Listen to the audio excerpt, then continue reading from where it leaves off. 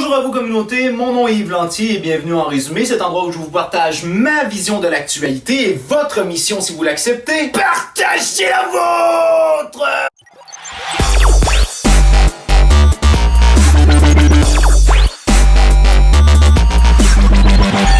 La semaine dernière, dans l'actualité, comme j'ai l'habitude de faire, il y a des nouvelles qui ont retenu mon attention particulièrement. Et là, ce que je remarque, c'est qu'au fil des semaines, je reviens continuellement avec des selfies. Et là, dans le cas présent, la situation que je vais vous parler, c'est la situation d'une infirmière dentaire du nom de Naomi Greenslade, qui est présentement au Maroc. Elle a été attaquée par un homme avec une lame de rasoir pour son sac à main. Elle a refusé de donner son sac à main. L'homme l'a coupé au niveau de la jambe. On parle quand même d'une grosse blessure, là. Ici, on parle d'une blessure de plus de 30 cm et d'une bonne profondeur. Alors qu'elle attendait les traitements à l'hôpital pour sa blessure à la jambe, cette jeune dame a pris un selfie d'elle avec ses amis. Hey, je suis blessée! Avec les mains en sang d'ailleurs, c'était un peu troublant à voir comme image. Alors parfois, communauté, moi je me pose la question, jusqu'à où vont aller ces fameux selfies-là?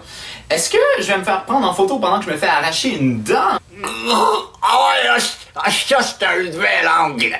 Maintenant, communauté, j'aimerais ça partager avec vous une histoire qui m'a marqué, peut-être pas nécessairement de façon très positive.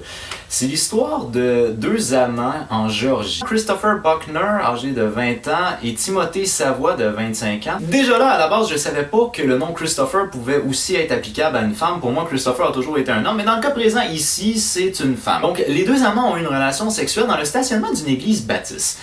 Ce qui devient très problématique là-dedans, c'est le fait que les deux amants sont unis par un parent en commun. Donc, ils sont des demi-frères et demi-sœurs. Actuellement, les deux amants sont poursuivis pour inceste. Leur poursuite est aggravée par la sodomie et le rôdage. Là où je bloque tout particulièrement, c'est au niveau de la sodomie. Ce n'est pas une pratique que j'affectionne particulièrement. Par contre, pour moi, c'est totalement illogique. Je vois pas du tout en quoi la justice a le droit de parole là-dessus. À l'époque de l'Antiquité grecque, il était plus que normal d'avoir des relations anales. Que moi, dans 10 ans, je vais être poursuivi parce que ma copine m'a fait une fellation. Ça regarde qui que j'aime me faire faire une fellation? Personne!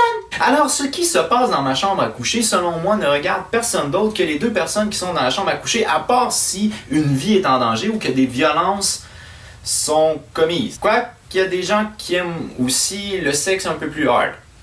Alors, dans le cas présent des deux amants, ils ont dit que c'est des suites au visionnement du film The Notebook qui les a inspirés à avoir des relations sexuelles ensemble. Voulez-vous bien me dire dans The Notebook où ils ont pu voir une histoire d'inceste? Ça n'a aucun rapport avec l'inceste! Comme quoi, une seule et unique chose peut engendrer des visions totalement différentes. Je sais pas si c'est peut-être l'influence de Ryan Gosling qui peut avoir travaillé là-dedans. Ouais, moi je vais aller baiser ma sœur! Aucun lien.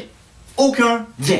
On s'entend que c'est pas parce que vous voyez des images à la télé qui vous inspirent quelque chose que vous devez de les reproduire dans la vraie vie. Si disons, moi j'écoute la télésérie américaine The Walking Dead où on voit des zombies, il ne vient pas une envie d'aller manger de la chair.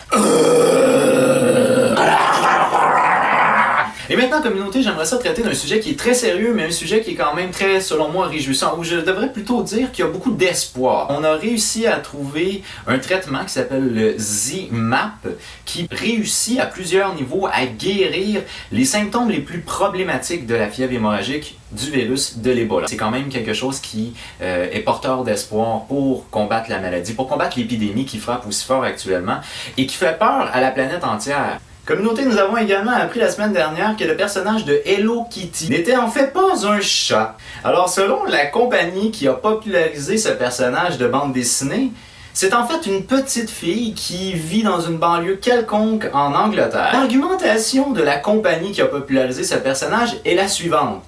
Elle n'a jamais marché à quatre pattes, donc ça ne peut pas être un chat.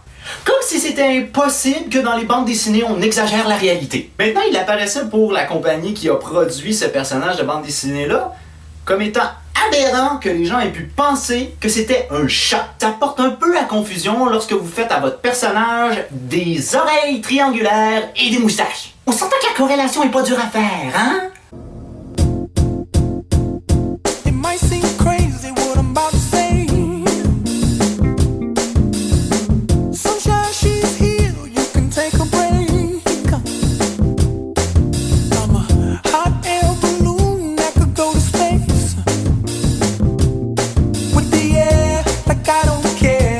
By the way, because I'm happy.